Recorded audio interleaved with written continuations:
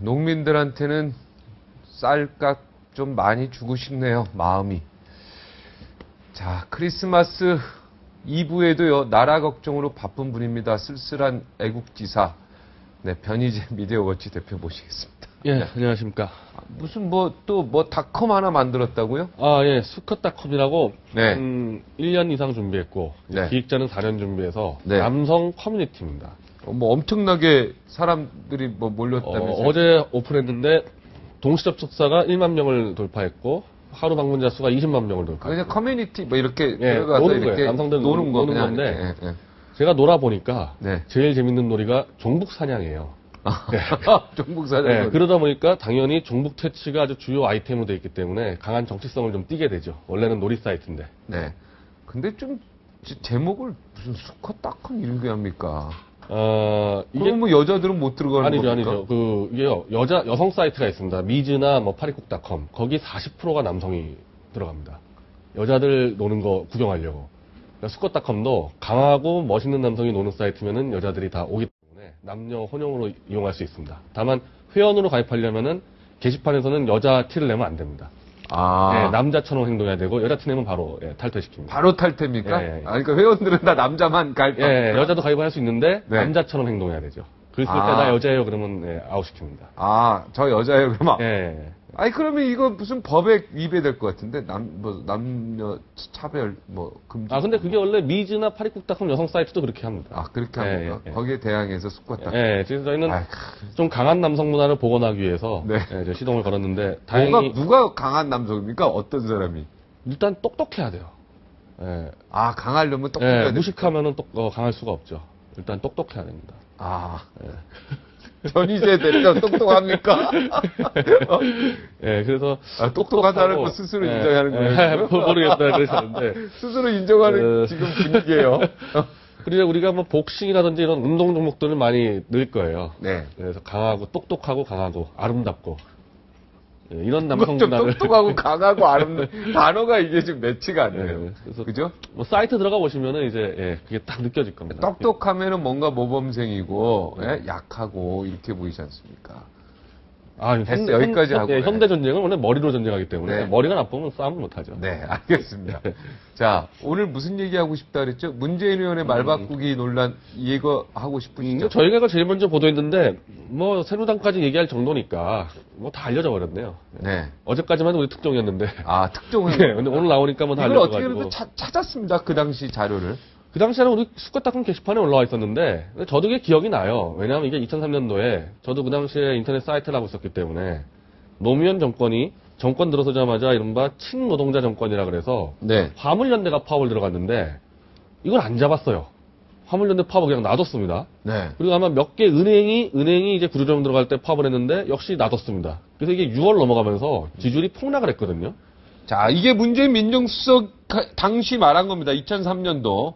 실제 노동자의 생존권, 권익 향상과는 관계없이 노조 지도부의 자기 위치를 확보하기 위한 파업이다. 네. 이거보다 더 강력한 파업 이야기가 있는데 그 얘기는 없네요. 철도 파업은 조합원 민주적 의사결정에 의하지 않아 국가 경제를 고려해도 이 내용이 아닌데 노동운동 전체에 큰 타격을 입었다. 이거보다도 불법 파업 아주 단호히 대처했다는 얘기가 있죠. 예. 그건 노 대통령도 그 얘기를 했고, 노 대통령이 직접 얘기했고. 여기서 결정적인 이야기가 철도 파업의 경우 대화와 타협의 여지가 없다 그랬어요. 네, 맞죠. 그 이야기가 없어요, 지금.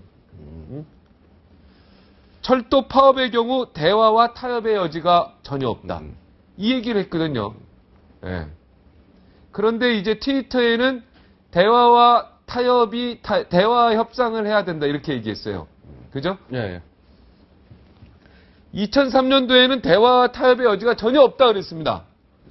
그런데 지금 트위터에는 대화 협상이 먼저여야 된다 이렇게 얘기했습니다. 그죠? 자, 지금 나오죠?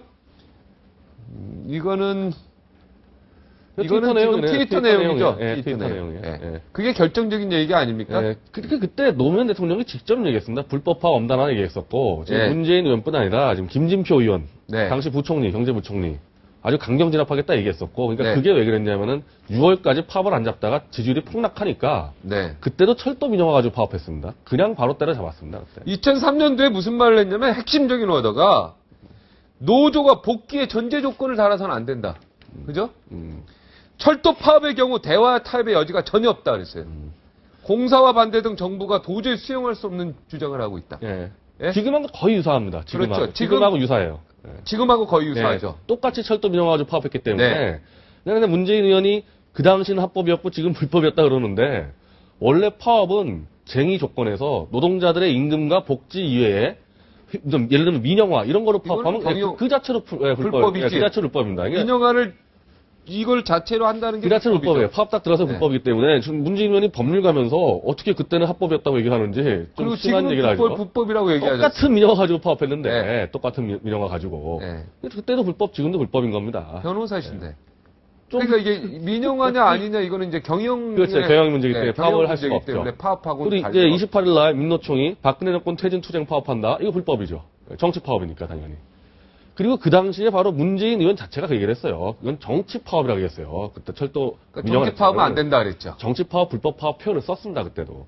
지금 똑같지 않습니까? 네. 근데 이분은 지금 이게 한두 건이 아니에요, 이런 거리. 아 문재인 의원이 말 바꾼 게 한미 FTA 노 대통령이 밀고 갔고 그 당시에 비서실장으로 한 거 아닙니까, 본인이? 한미 FTA 노무현 본인- 대통령에서 그 당시 강력하게 그 당시 반대했던 새누리당도 참 답답한 그 당시 반대했어요. 그 당시 찬성했죠, 새누리당이. 찬성했습니다, 그 당시. 새누리당이요? 예, 그때 반대했습니다. 누가 반대했냐면은 그때도 민노총이 반대했습니다. 그때도 민노총이 반대해가지고 그때 노정권하고 그때 한나라당이 반대했다니까요. 찬성했습니다.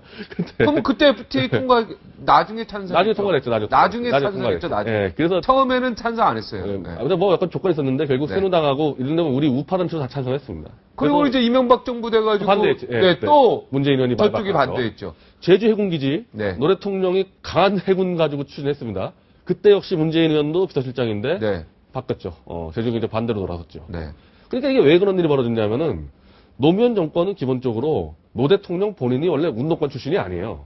원래 세무 변호사 해가지고 본인 말대로 별장 짓고 요트 사고 행복하게 살다가 지겨우니까 그 자체가 그래서 운동권에 뒤늦게 들어온 사람 아닙니까? 이제 그러다 보니까 사상 학습이 안 돼 있었어요, 노 대통령은. 그래서 막 삼성 얘기도 듣고 해가지고 한미 FTA도 하고 해군도 키우고 파업도 때려잡고. 근데 문재인 의원은 운동권 출신이란 말이죠, 대학에서. 사상 이념이 확실히 돼 있는 사람이에요. 경희대 총학생회 예, 좌파 이념으로 경도된 사람이니까 노 대통령 모실 때는 막 한미 FTA 찬성하고 노래 잡다가 이제 본인이 나오니까 이제 뭐 원탁회의 이거랑 같이 일하니까 다 바꿔야 되는 거예요. 노 대통령이 추진했던 오른쪽 정책 같은 경우를. 근데 말을 바꾸는데 이렇게 딱딱 걸리는 거죠. 이제 걸리니까 할 말이 없으니까 뭐 그때는 합법 파업이었다. 이거 말이 안 되는 얘기도 하는 겁니다. 네. 문재인 측의 좀 반박을 한번 볼까요? 반박. 예. 1차 파업이 일어나자 우리는 그래도 대화 타협을 통해서 네, 철도청을 철도공사로 전환하기로 하고 파업을 안 하기로 약속했다. 그죠? 그리고 노조가 민주노총과 합의하지 못해 2차적으로 불법 파업이 발생한 것이다. 예. 정부하고 합의를 하든 안 하든 민영화 가지고 파업했으면 불법인 겁니다. 그럼 불법 가지고 또 대화를 했다는 거 아니에요. 네. 그 화물연대 파업했을 때도 못 잡아가지고 네. 이렇게 원성을 사다가. 자, 노무현 대통령 워딩 볼까요? 2003년도 철도 노조 파업 당시에 어떠한 경우에도 불법 파업은 용납되지 않는다. 법과 원칙에 따라 철저하게 대응할 것이다. 이거 박근혜 대통령이 엊그저께 수석비서관회의에서 한 거랑 똑같은 내용 아닙니까? 똑같은 말이죠. 예. 똑같은 얘기입니다, 말이죠. 지금. 어떠한 경우에도 불법 파업 용납하지 않는다. 법과 원칙에 따라 할 것이다. 여기 더 기가 막힌 내용이 있어요.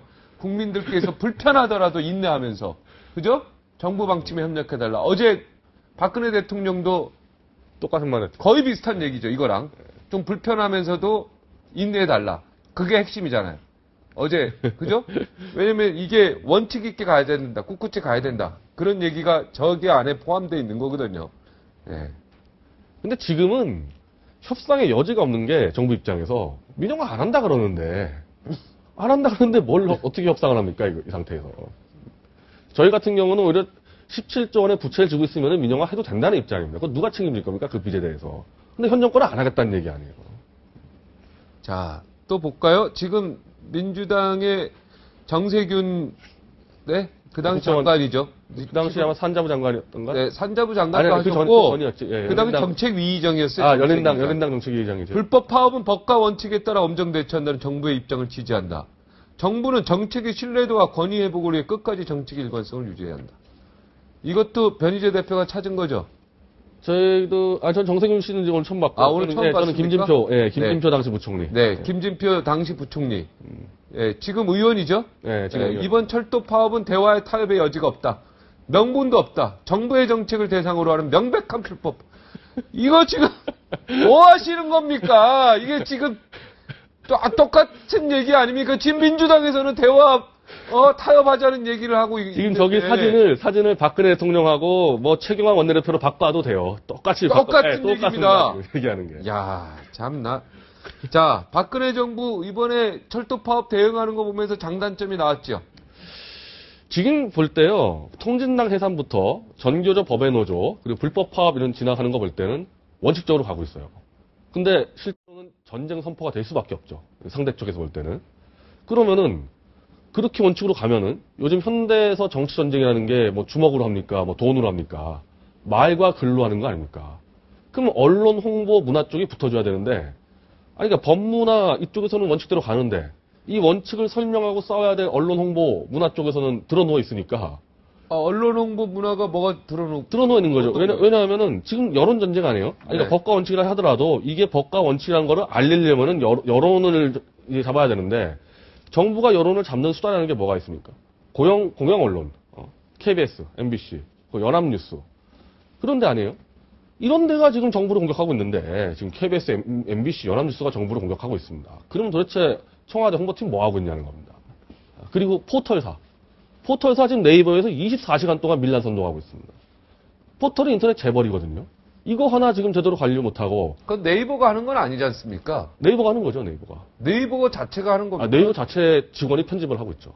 그래서 파업과 밀란을 선동하는 기사만 집중 배치하고 있습니다, 네이버가. 다음은 말할 것도 없고. 그러니까 집중 배치한다 그래서 뭐 밀란을 선동한다고 할 수는 없는 거죠. 24시간 동안, 24시간. 아니, 그걸 선동한다고 하면 안 돼. 하여튼 지금 그래서 이게 싸움 수단이 없어요. 이른바 정부에서. 네. 법과 원칙으로 간다는 거는 갈 뿐이지 이걸 가지고 설명할 수 있는 수단이 없습니다. 예. 어찌됐든 그 당시 노무현 정부 사람들이나 뭐 DJ 정부, 그 이전에 이명박 정부 사람은 어느 정부나 불법 파업에 대해서는 엄정히 처리하겠다는 거고 법과 원칙에 따라 움직이겠다는 게 사실은 어느 정부나 똑같은 얘기예요. 정부가 그렇게 안 하면요. 정부가 네. 유지가 안 돼요. 그렇죠. 정부 이거는 다 유지할 수가 똑같은 얘기예요. 근데 이제 와서 박근혜 정부가 이야기하는 이야기를 가지고 그리고 여기 결정적인 게 이제 대화와 여지가 없다. 타협의 여지가 없다라고 분명히 그 당시 문재인 의원도 얘기했고 다 얘기하지 않습니까? 김진표 부총리도 그 당시 얘기하고 그죠? 대화의 여지가 없다. 근데 지금 대화 타협 안 한다고 비판하는 거 보면 이게 진짜 소가 웃을 일이잖아요. 최소한 그래도 진짜 제가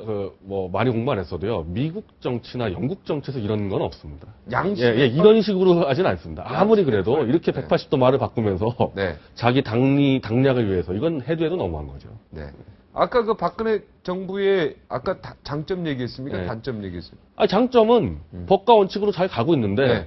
단점은 현대전에 대한 언론 홍보가 미디어, 문화 이런 현대전에 대한 이해도가 없으니까 네. 얻어맞고 있는 거죠. 지금 하루 종일 얻어맞고 있는 겁니다. 하루 종일. 하루 종일 얻어맞고 있어요.